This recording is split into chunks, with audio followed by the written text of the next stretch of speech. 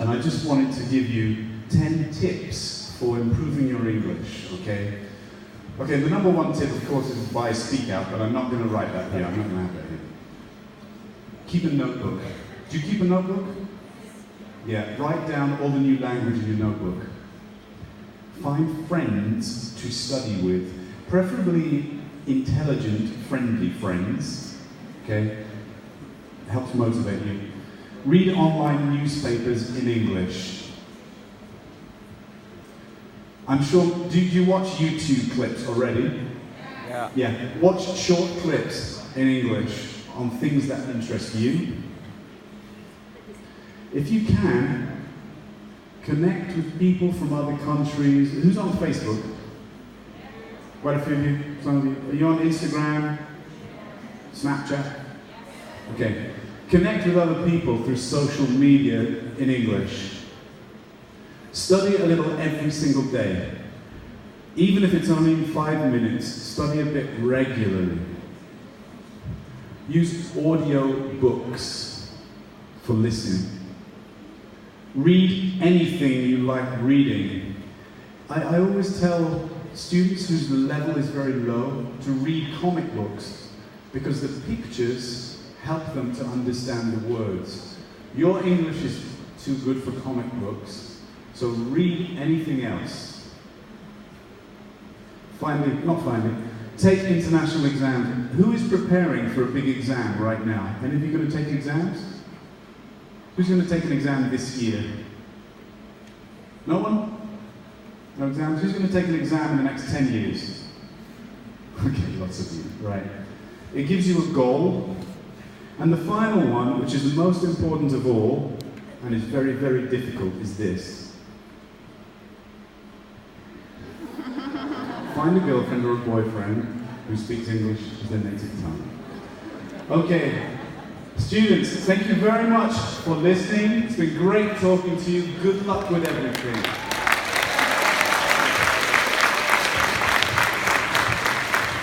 Thank you, David. Hold on for a second.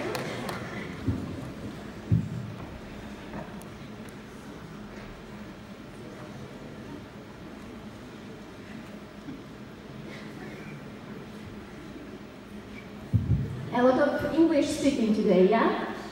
Будемо виправляти трошки цю ситуацію. Я ще раз привітаюся з вами. Мене звати Анна, я менеджер вищих навчальних закладів освітньо-методичного центру Digital Education. І хотіла би сьогодні поділитися з вами так насправді досягненнями ваших університетів і деякими нашими нововведеннями. Оскільки у світі глобалізації зараз все звернено на нові тренди, до яких відноситься онлайн-освіта, адаптивне навчання і гейміфікація. Всі ці пункти реалізуються на платформі My English Lab. Ви чули про My English Lab? Хто працює по My English Lab? Чудово, дуже приємно. My English Lab, для тих, хто не знає, це онлайн-платформа, яка орієнтується на змішане навчання. Тобто, коли ви працюєте з підручником на уроці і всі завдання виконуєте, вже домашні завдання виконуєте онлайн і вже поза класом. Ось так виглядає ця програма. Для тих, хто не бачив. І ми зробили таке невеличке опитування серед студентів, власне, вас, так, тих, хто використовує програму. І до таких переваг використання вони відносять те, що все знаходиться в одному місці. Тобто всі відео, аудіоматеріали, абсолютно всі звіти, моніторинг успішності ваші викладачі так само можуть вести саме на My English Lab. І таким чином мені Геннадій допомагає, так? І також ви можете використовувати My English Lab з будь-якого девайсу. Це може бути ваш мобільний телефон, планшет, ноутбук, будь-що, немає ніякого значення. Наступна інформація, це скоріше для ваших викладачів. Хотіла б розказати про такий ресурс, платформу, знову ж таки, як ePanel. На ePanel ви можете мати доступ до абсолютно всіх ресурсів Pearson, додаткових матеріалів, word-листів, teachers resources і тому подібне. В найближчому майбутньому там з'являться так само і два нових рівні Speak Out, це буде B1+, та C1+. І так само там ви зможете знайти нову розробку, я сподіваюся, яка буде зроблена з вашою допомогою і автором якої є Майкл, яка буде називатися Teacher's Toolkit. Тут йдеться про набір практичних ідей до курсу Speak Out. І останнє, найближчі два конкурси, які організовують Internal Education, це конкурс для факультетів журналістики та філології, де студенти, тобто ви матимете змогу попрактикувати свої навички у міжнародній журналістиці та відправити свою статтю на офіційний сайт Pearson в Україні. Детальніше читайте на нашому офіційному вебсайті. І другий конкурс називається Kyiv Calling.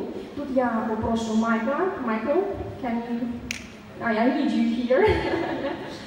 Він розкаже вам трошечки більше, тому що в нього є друг, який записав вам повідомлення. Okay, so hello Kyiv. Now, you know, last year there was a fantastic event in Ukraine, right? Fantastic event with very bad singers. And this was called la la la la la. It was Eurovision. Now, I didn't like Eurovision, but I liked the atmosphere around Eurovision. Remember, there were lots of people from different countries in your beautiful city. And this year, there will be another huge event in Kyiv, which is the Champions League final. Now, guys, do you like football? Oh, well, this is good. If you said yes, perfect. If you said no, don't worry, because just like me and Eurovision, you don't need to like football to appreciate the fact that 400 million people all around the world will be watching this game. 80,000 people will be traveling to Kyiv from France, from Spain, from England. And when they come to Kyiv, they will do what? They will go to Kreshati. They will look at the Opera House. They will say, why are there so many statues to Andrei Shevchenko? You know, they will come to Kyiv and they will say, what is there to do? Just like JJ, where should I go? Where should I eat? Where should I drink? Tell me about Tryashina. And who are the people who know about Kyiv? You. The world will be watching Kyiv. And we know that you are talented, creative people, right? Yes. Oh, we're going to do this game again, right? Okay. You are talented, creative people, right? Yes. So, I asked a lot of my friends in different countries around the world if they could help me. And my friends work for some kind of boring companies, like, do you know the BBC? CNN? New York Times? Guardian newspaper? Well, some of my friends work for these boring companies, and they said, well, we're very interested in Ukraine. So we'd be very interested in hearing from the wonderful students that you work with. In fact, I asked one of my friends, now, are any of you people studying to be translators? Yes. I have a crazy friend. He went to Oxford University to study to be a translator in Japanese. And then he moved to Japan. He started working for Panasonic. And one day he started writing. And his work got noticed by people. So now he writes for the BBC, he writes for the Guardian. And every week he gets on this fast train from Osaka to Tokyo, and he gets paid money to watch English football games and to talk about them in Japanese. That's what he does for a job. In fact, JJ's advice about finding a boyfriend or girlfriend, he told me a wonderful story. He was in a restaurant, and a woman came up to him and said, what do you do in your job? And he looked behind her. He happened to be on TV. And he said, that. So, I asked this guy, can you do me a favor? Ben, can you speak to the students in Kyiv? And he said, I'm on the train and I lost my voice. But give me 10 minutes, I'll try. So he went, he drank lots of lemon drinks. He found a corner of Tokyo railway station and he made a video just for you. In my best J.J. Wilson voice, Igor.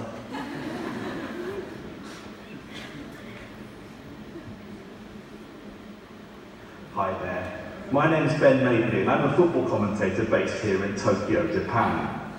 Now, on the 26th of May this year, the eyes of the world are going to be on Ukraine, and on Kyiv in particular, as your city plays host to the final of the UEFA Champions League.